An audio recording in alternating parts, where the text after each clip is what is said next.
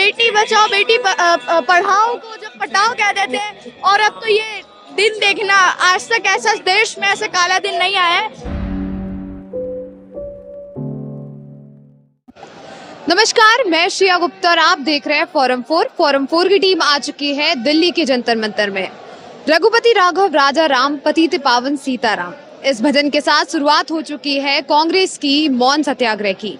आखिर सत्याग्रह का रीजन क्या है? रीजन ये है जो राहुल गांधी की सदस्यता को बर्खास्त करा गया था या निरस्त करा गया था, वो है सबसे बड़ा कारण। आज उसके लिए यहाँ पर लोग एक साथ इकट्ठा हुए हैं राहुल गांधी के समर्थन के लिए। तो यहाँ पर संदीपनी भी आई हुई है, एक वायरल किड है, काफी ज्यादा इनको कई मुद्दों पे मुखर होकर बोलते हुए देखा गया है। आज उनसे बात करेंगे कि वो यहाँ किस लिए आई है और इन सारे मुद्दों पे बात होगी।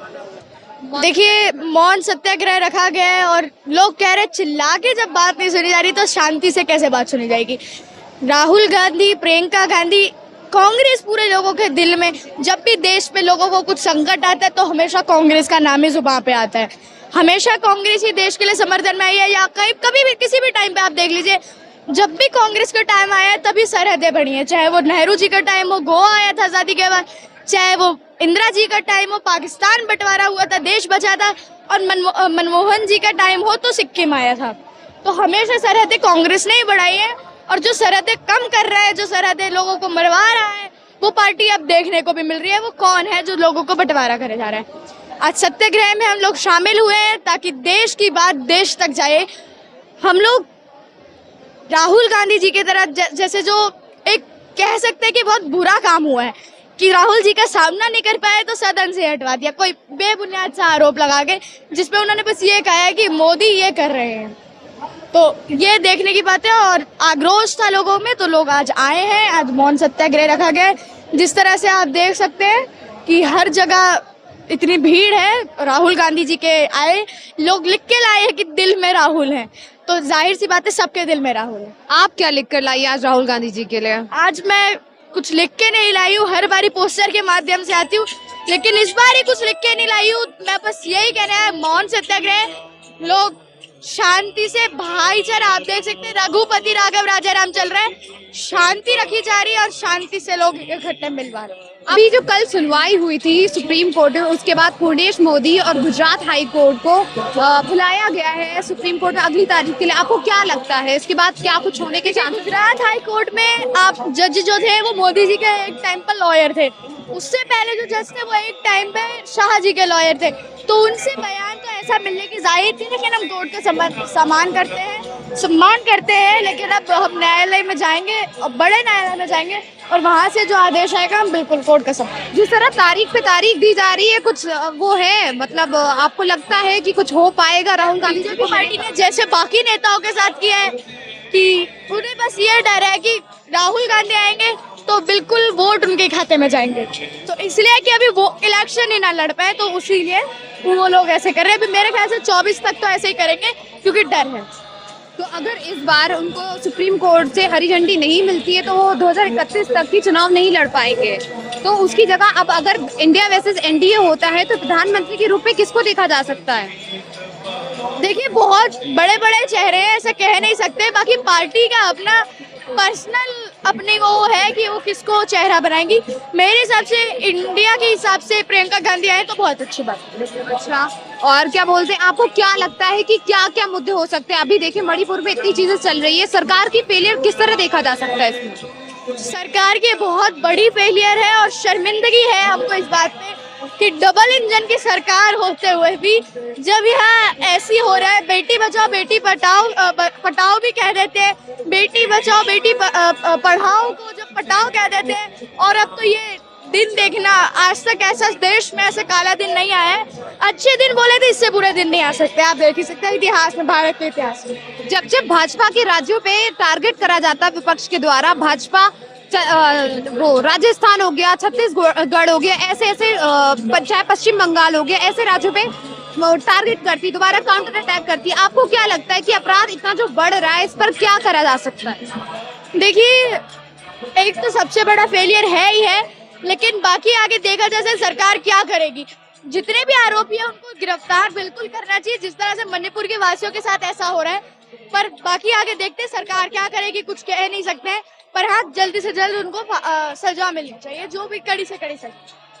एक तरफ ब्रजभूषण शरण सिंह को देखा जा सकता है किस तरह बेल पर वो घूम रहे हैं बाहर, और वहीं दूसरी जगह राहुल गांधी को कोई राहत नहीं मिलती दिख रही है। ऐसे में क्या लगता है आपको? जो भी गुंडे के सरकार जैसे कह सकते हैं, जितने भी अभी गुंडे बाहर हैं, सबसे ज्यादा अगर आप रेपिस्ट देखें तो 371 रेपिस्ट अभी भारतीय जनता पार्टी में है, जिन पे एक्शन हो चुके हैं। और जिन पे एक्शन नहीं हुए हैं 2970 करके करीब करीब कुछ है जो अभी पार्षद या कुछ ऐसे पोस्ट पर हैं, लेकिन उनको साबित नहीं हुआ है, लेकिन वो रेपिस्ट हैं। तो आप देख सकते हैं आरोप तो लगे हुए हैं, सिद्ध नहीं हुए हैं बस। और जिन पे सिद्ध हुए हैं वो भी खुद एमएलए वगैरह बने हुए हैं, तो कुछ कह नहीं सकते पार्टी में क्या है। और ब्रिजभूषण सबसे बड़ा चेहरा है, जहाँ खिलाड़ियों को इतना अपसम्मान हुआ है, सम्मान नहीं मिला है, तो उसके लिए ब्रिजभूषण कटघरे में है। अब देखा जाता है भारतीय जनता पार्टी कटघरे में। आप एक लड़की की तरह इन सारी मुद्दों को कैसे देखती है, जो इतनी मणिपुर में जो घटना हुई है, चाहे फिर वो राजस्थान हो, चाहे वो पश्चिम बंगाल हो, एक लड़की की तरह आप किस नजरिए से देखती है, और 2024 में इसका कितना प्रभाव पड़ने वाला है? देखिए, 2024 में एनडीए के लिए बहुत घातक बात है। इंडिया, इसका थोड़ा प्रॉफिट इंडिया को मिलेगा, क्योंकि एनडीए के खिलाफ लोगों में आक्रोश आ जाएगा, और ये बात एनडीए के लिए मेरे ख्याल से घातक साबित होगी। लेकिन एनडीए की तरफ से मतलब अमित शाह तो दावा करते भाई बीजेपी तो 300 सीट ऊपर जाएगी। देखिए, कहने के लिए तो मैं भी आप ऐसे कैसे कह दूं कि मोदी जी 100 पार कर देंगे या सारी सीटें, कहने के लिए क्या कह सकते हैं। सच बात है, जो तथ्य है उनको कहेंगे ना। कहने के लिए तो मैं आज कह दूं कि कांग्रेस आज के टाइम पे राहुल गांधी इलेक्शन लड़ सकते हैं, कहने में कुछ नहीं कह सकते ना, जो बात है वो है। कहने को तो अपनी पार्टी के लिए कहेंगे ही, अपनी इज्जत बचाने। और जो 38 में से 26 का आंकड़ा दिया जा रहा है, क्या लगता है किस तरह ये जो विपक्ष इकट्ठा हुई है, सत्ता परिवर्तन हो पाएगा? भविष्य के लिए मैं कुछ टिप्पणी नहीं करूंगी, क्योंकि भविष्य का कुछ कह नहीं सकते। अतीत का कह सकते हैं, अभी जो चल रहा है उसका कह सकते हैं, लेकिन भविष्य में मैं कुछ कहना चाहूंगी। भविष्य का कुछ नहीं पता, लेकिन कुछ जो समझ में आता हो, लग रहा हो आपको कि हाँ भाई सत्ता परिवर्तन के चांसेस बन रहे हैं, कुछ ऐसा? देखिए, हो सकता है, संभावना है, ज्यादा कह नहीं सकते। और जो इस समय विपक्ष के जो लोग हैं वो जो जुड़ते जा रहे हैं मोदी जी से, चाहे वो राजभर, एक टाइम पर एक अकेला सब पे भारी था, इस बार इनको 29 से ज्यादा की जरूरत पड़ गई है। तो इस पे आप कह सकते हैं एक समय पे एक अकेला सब पे भारी था, 56 इंच का सीना था, और आज इतने लोगों की जरूरत पड़ गई, तो आपको देखा जा सकता है कि 56 इंच के सीना कितना बड़ा सीना हो सकता है। आपने 56 इंच के सीने की बात करी, छाती ठोक कर मोदी जी कहते हैं 56 इंच का सीना उनको बोला जाता है। छाती ठोक कर वो कहते हैं कि हमारी महिलाएं सेफ है, हमारी महिलाओं के लिए ये करा जा रहा है, वो करा जा रहा है, वो दिखता क्यों नहीं? आपको क्या लगता है कि इसमें किस तरह सरकार का फेलियर दिख रहा है? जो मोदी जी है उनके दावे कहीं ना कहीं, देखिए, वो दावे तो करते नहीं, वो जुमले ही बोलते हैं। चाहे आप कहें, कैमरामैन कहे या मैं कहूँ, जुमले ही होते हैं। कौन सी बात अभी तक उन्होंने करी, आप मेरे को बताइए। लोग तो कहते हैं, लेकिन मध्य प्रदेश में हो चाहे यूपी में हो, लोग कह रहे हैं कि उनकी बातें सुनी जा रही, महिलाओं की सुरक्षा हो रही। लोगों को गुमराह किया जाता है, और लोग कई भक्त भी हैं, धर्म की वजह से वोट देते हैं, तो उनमें कुछ कह नहीं सकते कि लोग भक्त हैं, उनमें कुछ नहीं कह सकते। लोगों को भक्ति मिल जाती है एक तरह की, एक आदमी को भगवान बना लेते हैं, तो उनका कुछ नहीं कह सकते। आपने धर्म की बात की, धर्म की राजनीति तो आप जानती ही होंगी कि किस तरह चलती रही है। क्या लगता है 2024 में धर्म की राजनीति का कोई नया मुद्दा उठ के आएगा? हमेशा भाजपा ने धर्म की राजनीति की, और अभी भी चल ही रही है। बागेश्वर बाबा को आप देख लीजिए, कहा जहाँ जहाँ इलेक्शन है वहां वो जा रहे हैं। किसकी कठपुतली है, बताइए किसकी कठपुतली है? मेरे हिसाब से तो बीजेपी पार्टी की लग रही है। हर बार इलेक्शन में एक बाबा को टारगेट बनाया जाता है। सबसे पहले आशाराम आए थे, दूसरे राम रहीम आए थे, सबसे ज्यादा वोट उनके चक्कर में मिले थे, जबकि बीजेपी को उनके चक्कर में ही वोट मिले थे। वो सब तो अब जेल में है ना। देख लीजिए तीसरे बाबा कौन आ रहे हैं, आगे उनका भी कुछ नहीं कह सकते हैं। वोट राम रहीम की वजह से, वोट आशाराम की वजह से मिले, और अब बागेश्वर की वजह से जो वोट मिल रहे हैं, आगे बागेश्वर का क्या होगा? दो लोगों की सावधानी देख सकते हैं, दो लोगों के साथ क्या हुआ है, बागेश्वर जी को अलर्ट हो जाना चाहिए।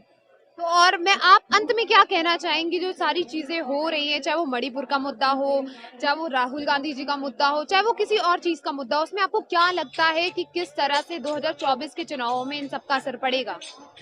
बिल्कुल पड़ेगा, इंडिया को इसके वोट मिलेंगे। एक तरफ मोदी जी हेलीकॉप्टर से गए थे, जान का खतरा है, और एक तरफ देश के शेर को देखिए आप कैसे दहाड़ते हुए गए थे। सड़कों पे लोगों का दर्द देखने गए थे, लोगों का दर्द बंटवाने गए थे। अब देखिए, चाहे वो स्वाति मालीवाल हो, चाहे वो राहुल गांधी, उन सभी को मणिपुर में अब एंट्री नहीं दी जा रही, क्यों?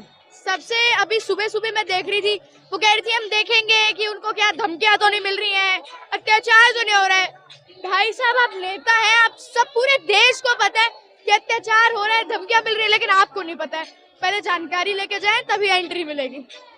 मैती कम्युनिटी के लोगों को भी मिजोरम में काफी धमकियां दी जा रही है, उनको मिजोरम से बाहर निकलना पड़ रहा है। ऐसे में आपको क्या लगता है कि देश के लोगों को ही मतलब देश में सुरक्षा नहीं मिल पा रही, उनके अंदर एक भय का माहौल बना रखा है? देश के अंदर ही आजादी नहीं है, आजादी दिलाने वाले हमेशा गांधी ही हैं। चाहे वो कोई सी भी आजादी हो, हमेशा गांधियों नहीं दिलाए। और आज फिर से आजादी का टाइम आ गया, फिर से अभी आजादी नहीं मिल रही है।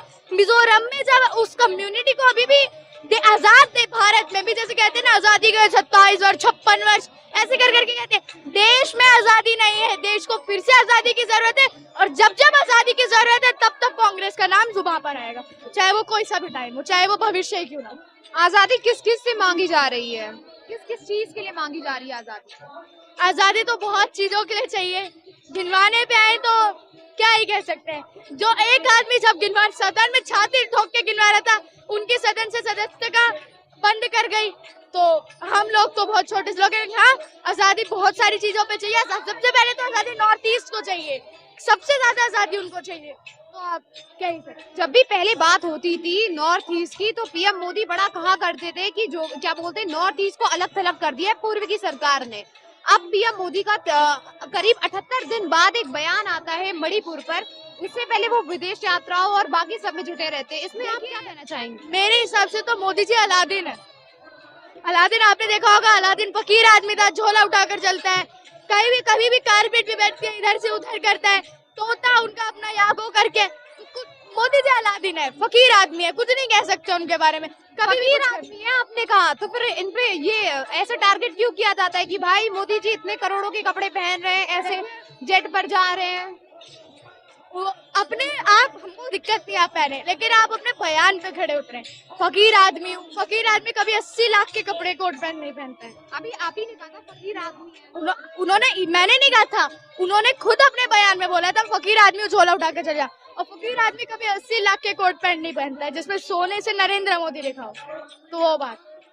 और क्या अंत में मैं जानना चाहूंगी, क्या लगता है 2024 में नरेंद्र मोदी का किस तरह से, मतलब अब बीजेपी की तरफ से किस तरह से चीजें उभर के आएंगी? बीजेपी की तरफ से अभी कुछ नहीं आएगा, बीजेपी की तरफ से सिर्फ जुमले आएंगे, और वो जुमले आप भी देखेंगे, मैं भी देखूंगी। और अभी 2024 एक साल पड़ा है, अभी 2 साल पड़ा है। एक साल में क्या क्या बीजेपी करेगी सब देखने को मिलेगा। अरे एक साल की आपने बात करी, अब आपको बता दें 26 पार्टियां एक साथ हैं वहाँ पर। कई सारे ऐसे स्टेट है जिनमें इंटरनल कॉन्फ्लिक्ट चल रही है, चाहे वो पश्चिम बंगाल हो, चाहे वो राजस्थान हो।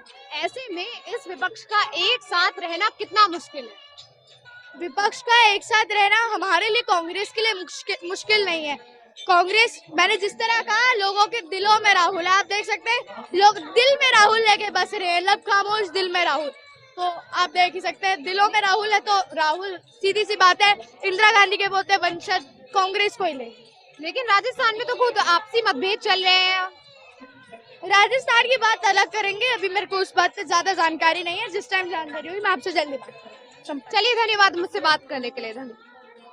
खबरों में बने रहने के लिए फोरम 4 को सब्सक्राइब करें और नोटिफिकेशन पाने के लिए बेल आइकन दबाएं।